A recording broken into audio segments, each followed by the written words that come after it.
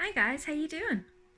Um, Today I wanted to talk to you about something very interesting that I came across while I was studying CBT.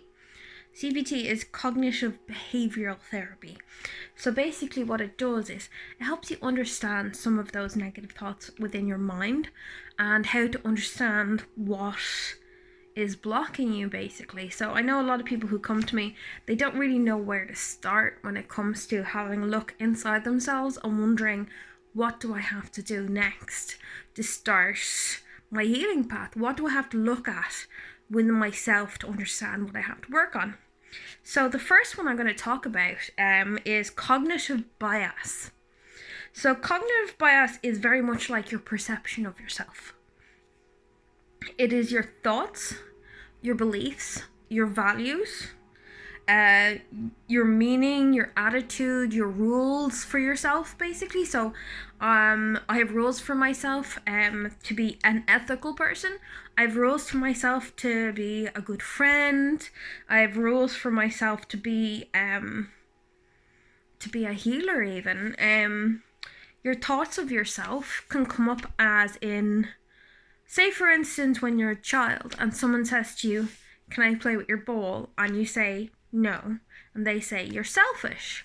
So you become a person who only gives and can't receive because you've become a person who has cognitive bias. You have a bias against yourself as believing that you're a selfish person. So you'll grow up giving away your money. And this doesn't happen with everybody. It just happens if you have like a certain amount of occasions where something happens repetitively. It can become a trauma in your head and you can start thinking, this is who I am. I'll give you an example of one of my own cognitive biases that I grew up with. So when I was in secondary school, I was surrounded by some very intelligent people who were part of a highly educated group where they all went to like this special summer school. And I was never good at school. My area was arts, history, English. I was always good at that area. Now, I went on to end up getting a degree in English, even though everybody around me told me I couldn't. Because not only had my cognitive bias gotten so bad about myself that I was stupid, that I was the dumbest person in the room, that I had actually imprinted it onto other people. I had projected it onto other people. I would make jokes about my stupidity. I'd be like, "Oh, stupid Marielle," and that was one of my strongest cognitive biases that I had to overcome. And to this day, I still have little bits of it, but it's not as strong as it used to be. I went on to be an area manager and be able to train hundreds of people in a room. But before that, I wouldn't even apply for a minimum wage job because I felt like I wasn't good enough. I wasn't good enough, I wasn't smart enough, and even through college, I constantly battled, with what's the point? I'm so stupid, I'm never going to get my degree. And I had already gotten into the college, and I was halfway through the course, and I got very sick, and I had to repeat the year.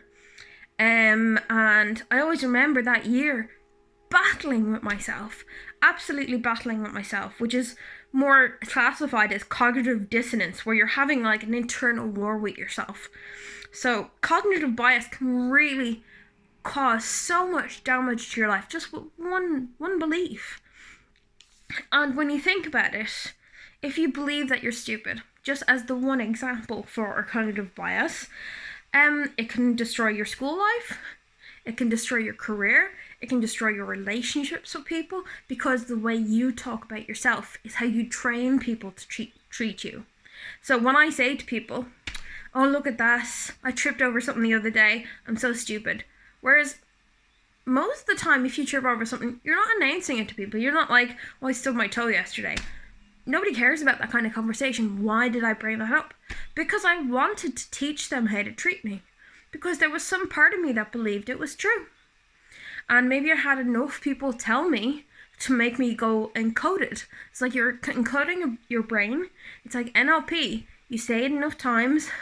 I am stupid, I am stupid, I am stupid, I am stupid, I am stupid. Eventually you're going to believe it. So when you look in the mirror tomorrow morning, I want you to find your cognitive bias that is the biggest one that you have against yourself. And I want you to look in the mirror and say, no, I am beautiful. I am smart.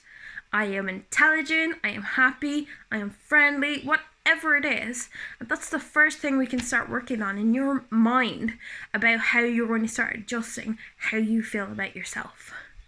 Let me know how you all get on. Have your moment in the mirror. It's not always nice at first, but honestly, you do it 5 days, and in 5 days you'll be telling yourself, you're a genius, you can do anything. Go for it. Reach for the stars. You deserve it.